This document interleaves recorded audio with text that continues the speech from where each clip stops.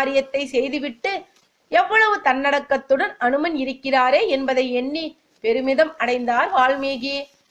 அனுமான், நீ ஸ்ரீராமனின் சிரேஷ்டமான பக்தன். உன்னால் கல்லில் பொறிக்கப்பட்ட ராமாயணத்தில் தவறிருக்க முடியுமோ? நீ எழுதிய காவிய வரிகளில் காணும் பக்தி பரவசமோ என்னை நெகிழ வைத்து விட்டது. இது என்னுடைய ஆனந்த கண்ணீர்தான். நான் எழுதிய ராமாயணம் இதற்கு ஈடு இணை ஆகாது.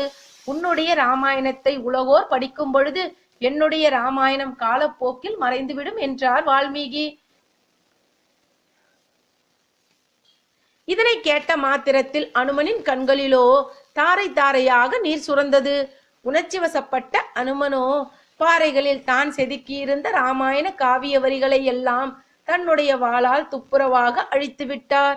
பின்பு வால்மீகியை வணங்கி, தாங்கள் எழுதிய ஸ்ரீராம காவியமே மிகச் சிறப்பானது, காலத்தால் அழியாதது.